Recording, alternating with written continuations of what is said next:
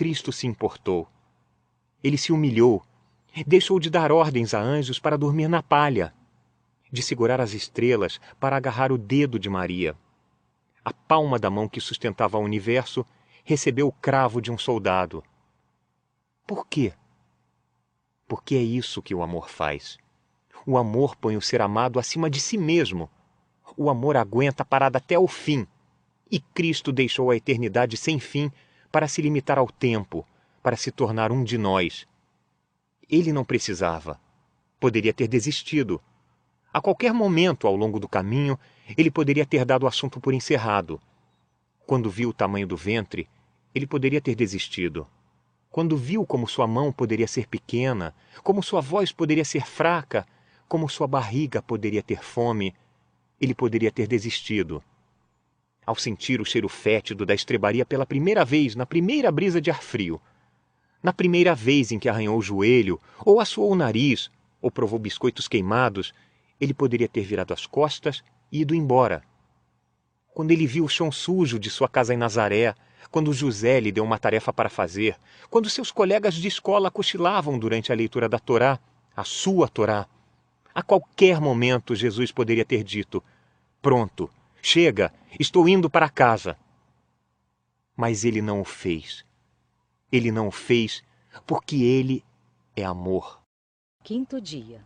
Jesus vai para casa primeiro. E o menino crescia e se fortalecia em espírito, cheio de sabedoria, e a graça de Deus estava sobre ele. Lucas, capítulo 2, versículo 40. Quando temos nossa primeira noção de que Jesus sabe que é o Filho de Deus? No Templo de Jerusalém. Ele tem 12 anos. Seus pais já estão na viagem de volta para Nazaré há 3 dias quando percebem que ele desapareceu. O templo é o último lugar em que eles pensam encontrá-lo, mas é o primeiro lugar para onde Jesus vai. Ele não vai à casa de um primo ou brincar com um amiguinho.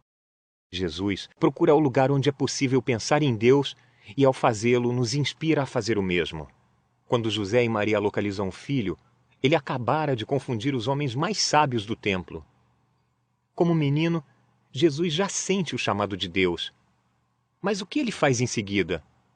Recruta apóstolos, dá sermões e realiza milagres?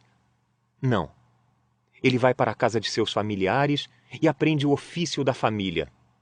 É exatamente isso que você deve fazer. Você quer dar foco à sua vida? Faça o que Jesus fez. Vá para casa, ame sua família e cuide dos negócios. Mas, Max, eu quero ser um missionário. Ora, seu primeiro campo missionário está debaixo de seu teto. O que o faz pensar que as pessoas do outro lado do mundo irão acreditar em você se as pessoas do outro lado da sala não acreditam? 6º dia.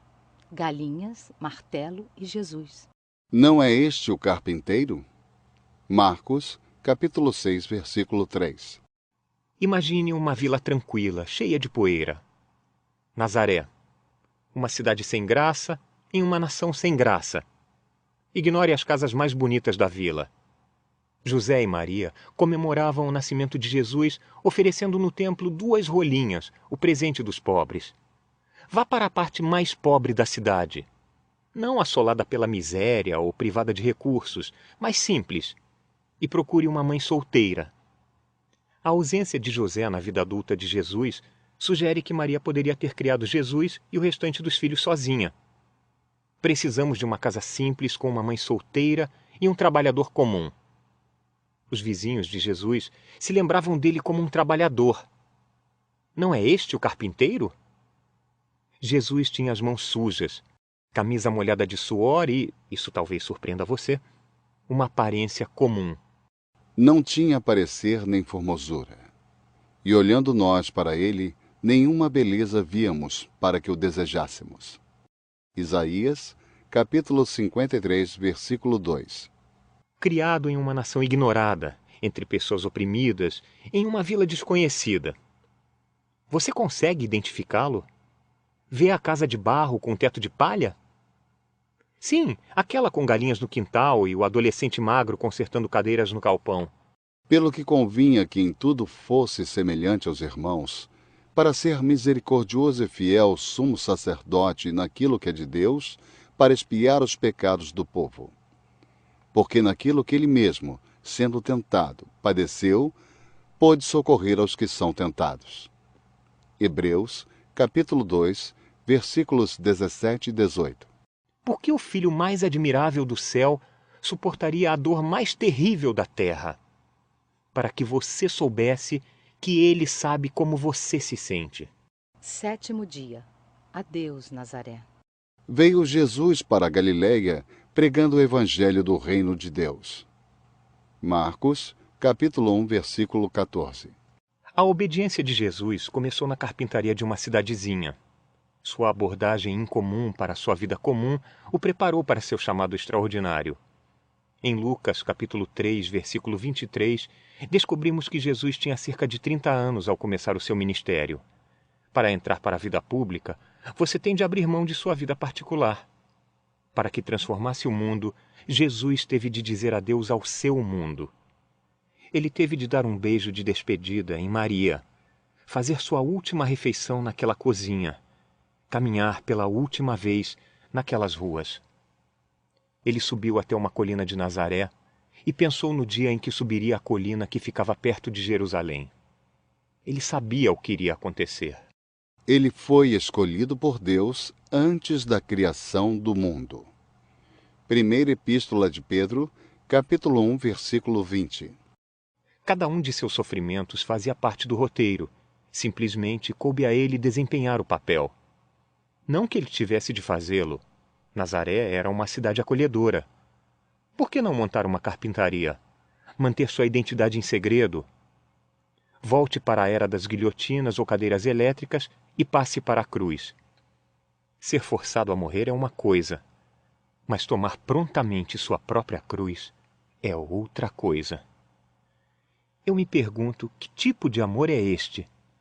Quando você pensar em uma palavra para esse amor, diga-a para Cristo, pois o dia em que ele deixou Nazaré é o dia em que ele declarou sua devoção por você e por mim.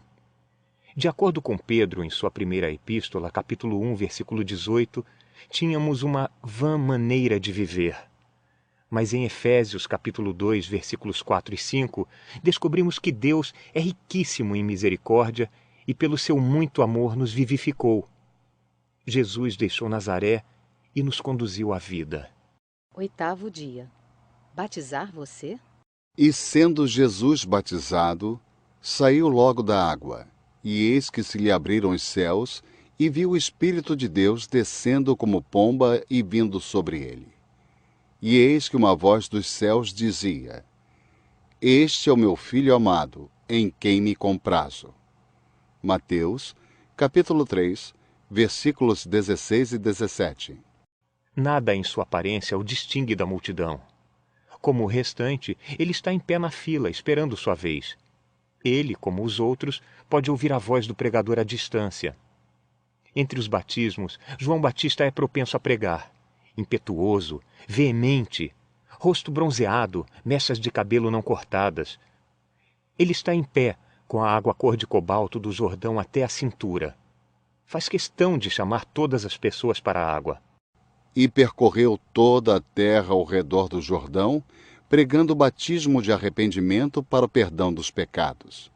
Lucas, capítulo 3, versículo 3. O batismo não era uma prática nova. Era um rito necessário para qualquer gentio que quisesse se tornar um judeu. O batismo era para as pessoas ruins, não escolhidas, de classe inferior, e não para os limpos e favoritos da primeira classe, os judeus. Aí é que está o problema. O evangelista João recusa-se a fazer distinção entre judeu e gentio. Em seu livro, todo coração precisa de uma carpintaria detalhada.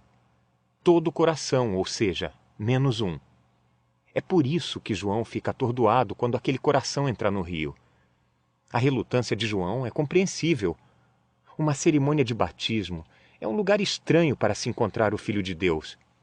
Era Jesus quem deveria batizar, e não ser batizado. Por que Cristo queria ser batizado? Por que ele precisava ser batizado?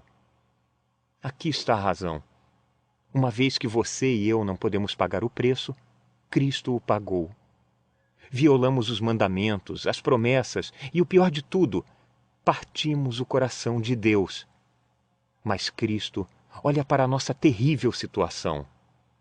Devemos a Deus uma vida perfeita, a perfeita obediência a cada ordem.